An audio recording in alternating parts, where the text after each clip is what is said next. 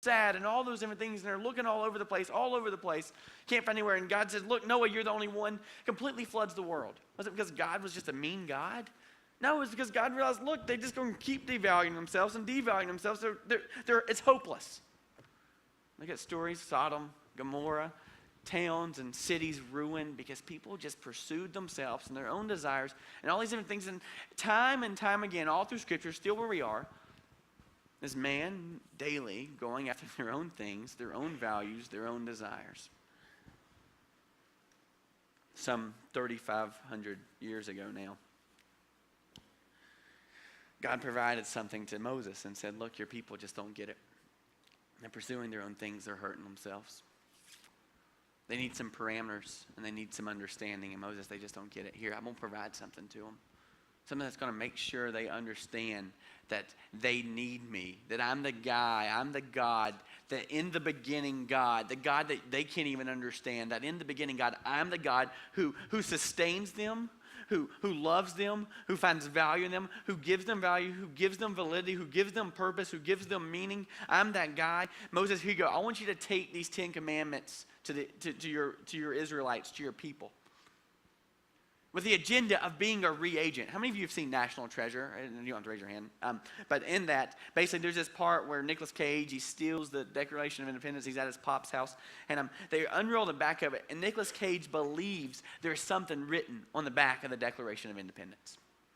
And you can't see anything. There's something there. And so he takes lemon juice or something like that and spreads it all over the back of the Declaration of Independence. And slowly but surely, these like little codes started popping up on the back of the Declaration of Independence. It was something that was hidden, something they didn't realize that was there. But when they applied the reagent of lemon juice, all of a sudden it brought out what was there. And God was like, look, I'm going to give you these 10 commandments. You're not going to be able to keep them.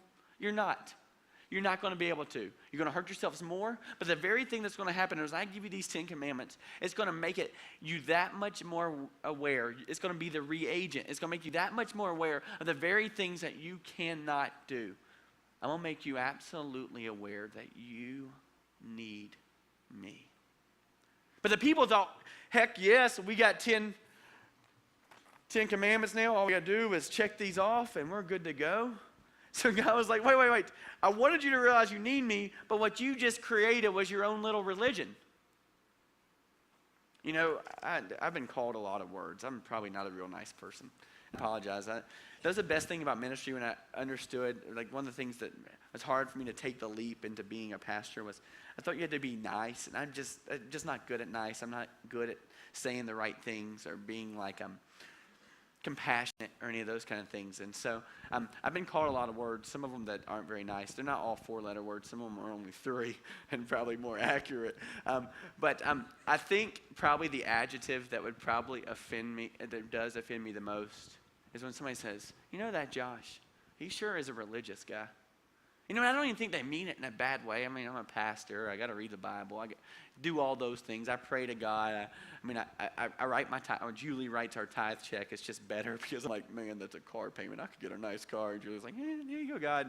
Got a good wife. But, you know, I think that they don't mean it in a bad way, but really the word religion to me just makes me sick. In fact, I think it's gross, and I think it's the worst word in the entire English language, and I think it causes more problems than good. In fact, I know it causes more problems than good. And here's how we're going to define it, because this is the way that it is, okay? Religion is man's attempt to get back to God.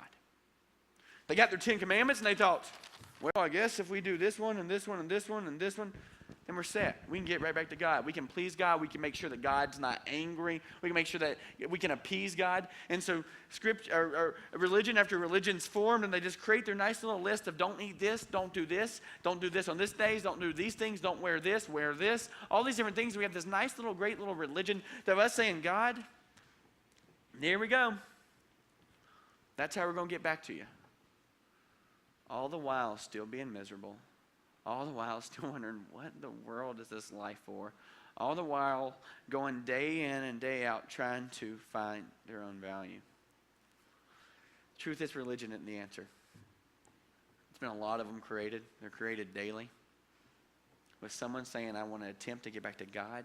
I want to attempt to get to some sort of higher power. There's some kind of nice little rule or law. There's something kind of path. This path of checklist is what it's going to get to God. And the world has embraced it and said, you know what, we'll be tolerant of it. And I don't think that in any way should we ever say you're wrong or any of those kind of things. What I believe there's a better answer. But in that whole process, what the world has decided to say is, you know what, that's truth for you.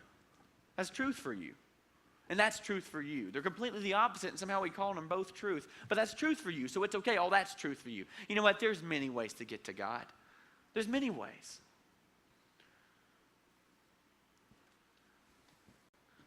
All the time, people still not getting it. People still hurt. People still disconnected. So God sees this and sees these people going rules after rules after rules, and you know, God is a problem solver. He's got it figured out. He was in the beginning. He's not, what stresses me, like standing up here and talking in front of you or Bill's, those things don't bother God. God's not worried about it. God doesn't get diarrhea like I do when I get all worried. That's just not God. God's okay. God's got it figured out. And so God's got a solution. And so if God's got a solution, if God was able to speak the earth into existence and make people from nothing and go ahead and create whatever, any other kind of situation that you want to make all that happen, something made it happen, and the thing is called, the idea is called a creator, and the creator, God, made those things happen. And so if God can make that happen, he can figure this out too. So what's the solution? A bunch of people running around making up their own rules, saying, God's mad at me. You know, the whole concept of God is a mean little kid with a magnifying glass over an anthill, that kind of God. So people saying, God hates me, and God's like, you don't get it. So what's the solution? Philip Yancey writes in the book, The Jesus I Never Knew, he says that he had fish in an aquarium, and he said every day he would come and he'd feed those fish, and they'd make him so mad, because no matter what he did, no matter what kind of song he sang, no matter how warm he made the food, no matter how much food he made, he would put it in there, and every time he'd come to drop the food in, his big shadow would be over the aquarium, and every time the fish would be playing, and they'd see his big shadow, and they'd just disappear and go hide.